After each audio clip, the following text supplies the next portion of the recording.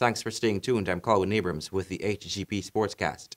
Leeward's Hurricanes declared on day 2 with a mammoth first innings score as Jaguars' batting collapsed in their reply. More by Stanford Howard. On day 2 at Warner Park, the Jaguars' bowlers were put to task once more. The Leeward Hurricanes built up a massive score, ending their innings prematurely at 412 for 9, declared. In the Jaguars' reply, Tanjanarang Chandrapal was the first back in the pavilion just after facing 12 deliveries. He was scored by Cornwall. Captain Leon Johnson made no impact on the scoreboard. He was bowled by Jeremy Lewis for 2, leaving the Jaguars at 2 for 8 just after 4 overs. Chandrapal Hemraj made a brief stint of 23 before he was scored by Casey Cart. And the very next over, Vishal Singh was run out by Devon Thomas. Jaguars had stormed trail by 359 with 4 wickets in hand. For HGP Sports, I'm Stanford Howard. Thank you, Stanford.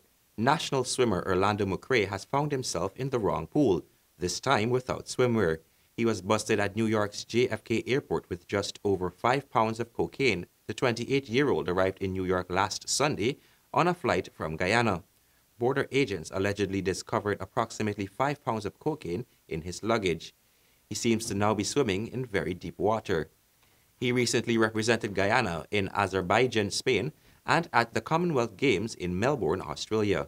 Top athletes at the upcoming 57 Schools National Championships will have their time registered with the International Association of Athletics Federations, since the event is sanctioned by the local athletics body. You'll hear more in this report. President of the Athletics Association of Guyana, Aubrey Hudson, disclosed the information at the launch of the 57th Schools National Championships held on Wednesday, noting that he's elated to be a part of this event since it is the breeding ground for many great athletes who have represented Guyana in the past. All times recorded will be sent directly to the IAAF in our report. We must report on every competition that we sanction, and this competition should be no different to any others that we would have sanctioned before. He stated that all steps to ensure that the correct guidelines are followed will be monitored by the AAG. The right size track, all the throwing implements will be verified by us. The judges and timekeepers will be using the FAT system, which is internationally recognized. The measuring equipment, again, will be verified by trained national technical officials, which were certified by the IAAF. So everything that is done here will be done to international standard, and these results will be authenticated by the IAAF.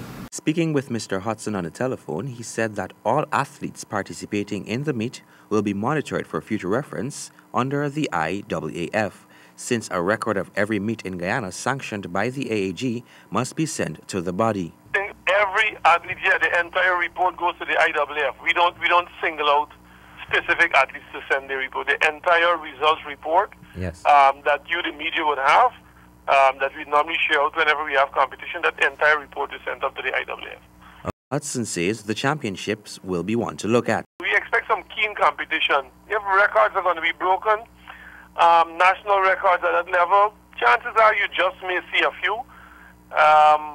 But, you know, we know the people who've been coming, who've been, you know, competing and that kind of stuff.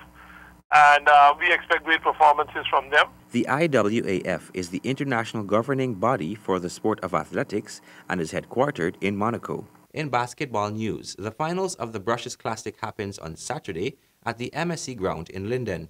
Teams from Georgetown and the mining town will go head-to-head. The first game for third place will see Victory Valley Royals versus Colts, then defending champions Emilio's Ward's Jet versus Ravens will battle to see who will be the 2017 champions. And in football news, the GFF head of refereeing department Stanley Lancaster was invited to the CONCACAF 2017 head of refereeing workshop from November 10 to 12 in Miami, Florida.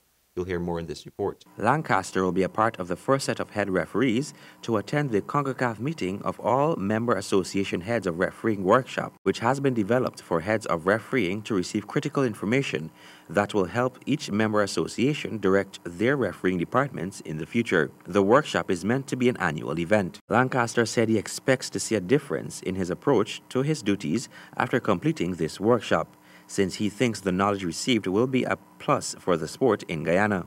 The knowledge will subsequently be filtered to referees, instructors, and assessors through training and education, Coming out of this, the GFF should surely see growth in the standard of refereeing within the Federation.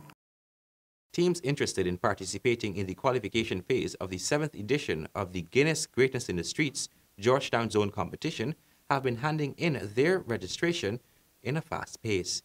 Kristen Macklingham will tell you more. This was said by coordinating Group 3-peat promotions that is predicting an increase from last year's number of entries, with only 16 needed to join the list of automatic qualifiers for the November 22 start of this year's competition that will see a total of 32 teams square off for the right to be crowned Georgetown Zone champions and a spot in the national final. An official from the coordinating committee said, quote, "A lot of teams have been calling for registration forms and expressing interest in participating in the qualifying process to get into the main draw.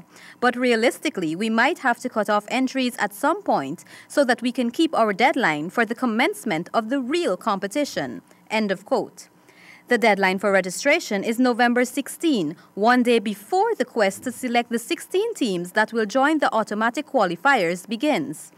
Forms can be uplifted from Banks DIH Limited, Caesars Palace, Durban Street location, or referee coordinator Wayne Griffith on 697-7777, or 3-peat Promotions Rawl Welch on telephone number 688-1776, or Duncan Saul at Stabrook News.